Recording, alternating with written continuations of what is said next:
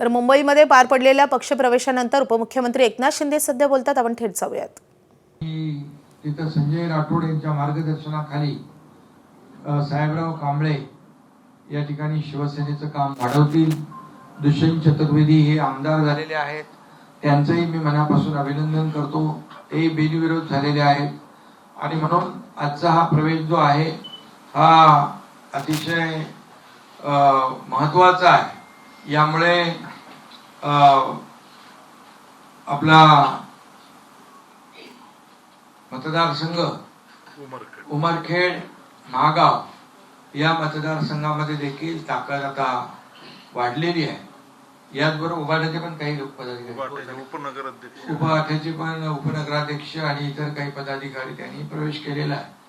त्यामुळे या भागामध्ये जे संजय राठोड पालकमंत्री आहेत तिकडं आणि त्या भागात आता ही अशी साहेबराव कांबळेंसारखी पदाधिकारी शिवसेनेत येत आहेत एका विश्वासाने. त्या विश्वासाला सार्थ करण्याचं काम आमचे शिवसेनेचे लोक करतील. आणि या भागामधले जे काही प्रश्न त्यांनी सांगितले की पीक विमा असेल, वीज भट्टीवर काम करणाऱ्या ज्या आपल्या भगिनी आहेत त्यांना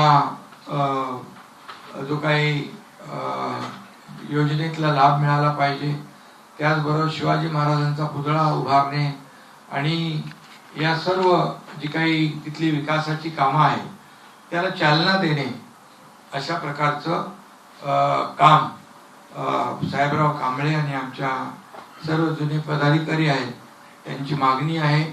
मी या ठिकाणी साहेबराव आपल्याला एवढंच सांगतो की तुम्ही तर उमेदवारी काँग्रेसची मागे घेतलीच आणि त्याचबरोबर शिवसेनेमध्ये देखील मनापासून काम करण्याचा जो काही संकल्प केलेला आहे याला नक्कीच आपल्याला ताकद देण्याचं काम, बळ देण्याचं काम आणि शिवसेना पालकमंत्री आणि आमदार नवनिर्वाचित दुष्यंत चतुर्वेदी यांच्या माध्यमातून, शासनाच्या माध्यमातून तिथं असलेले प्रश्न जे आहेत हे सोडवले जातील आणि तिथल्या जनतेला न्याय दिला जाईल. खरं म्हणजे बघा, एकदाच त्यांना विनंती केली आपल्या पालकमंत्र्यांनी की आपण एकत्र काम करायचं आणि त्यांनी शब्द दिला की आपण एकत्र काम करायचं. त्याबरोबर त्यांनी दिलेला शब्द पाळला आणि शब्दाला जागणारा कार्यकर्ता म्हणून साहेबराव कांबळे यांनी आज शिवसेनेत प्रवेश केलेला आहे. मी त्यांचं मनापासून स्वागत करतो. शिवसेना कार्यकर्त्यांचा पक्ष आहे, त्यामुळे अशा प्रकारचे कार्यकर्ते जे काम करतील ते नक्कीच शिवसेनेमध्ये पुढे जातील. शिवसेना मोठी करण्याचं काम अशा प्रकारच्या कार्यकर्त्यांमुळेच होईल आणि त्याचा मान सन्मान या शिवसेनेमध्ये होईल असंच या प्रसंगी मी सांगतो. आणि बाळासाहेबांचे विचार पुढे नेण्याचं काम, हिंदुत्वाचे विचार पुढे नेण्याचं काम या ठिकाणी त्या जिल्ह्यामध्ये होत आहे आणि त्यामध्ये आज पुन्हा एकदा भर पडलेली आहे. असेच प्रवेश दररोज सुरू आहेत वेगवेगळ्या भागातून, महाराष्ट्राच्या कानाकोपऱ्यातून.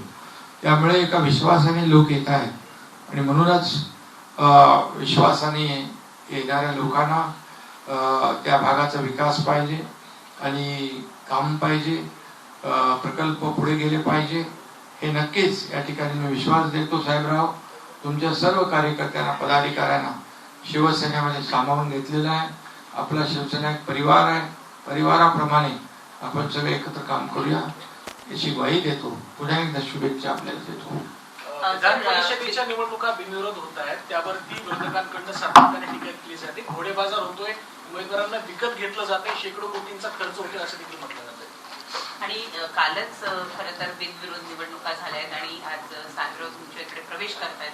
कुठेतरी मग त्यात सत्यता आहे असं कुठेतरी पुष्टी मिळते असं वाटतं. बघा, त्यांनी आमच्या पालकमंत्री महोदयांना सांगितलं की जी काही मतांची आकडेवारी आहे त्याच्यामध्ये जो असलेला फरक आहे आणि त्यामुळे आज शिवसेनेचा उमेदवार, महायुतीचा उमेदवार तिथे निवडून येणार ही खात्री त्यांना होती आणि त्यामुळे त्यांनी एक विकासाला साथ दिलेली आहे.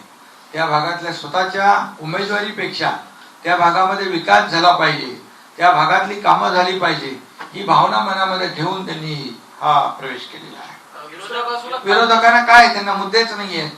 विरोधकांना काय, त्यांना त्यांच्या पक्षामध्ये महाविकास आघाडीमध्ये किती बिघाडी आहे हे तुम्हाला या निवडणुकांमध्ये दिसून आलेलं आहे. कोण कुठे कोणाचा पायपूस नाहीये, कोण कुठे उमेदवारी मागे घेतो, कोण कुठे भरतो, काय करतो हे त्यांनाच माहित नाही. त्या उलट महायुती दमदारपणे या ठिकाणी निवडणुका लढते आहे आणि त्यामुळे 17चे 17 महायुतीचे उमेदवार या निवडणुकीमध्ये निवडून येतील. आज आपण जर पाहिलं तर केंद्रामध्ये देखील आपण पाहिलं तर देशाचा जो काही विकास सुरू आहे मोदी साहेबांच्या मार्गदर्शनाखाली त्यांच्यावर एक टीका करतायत.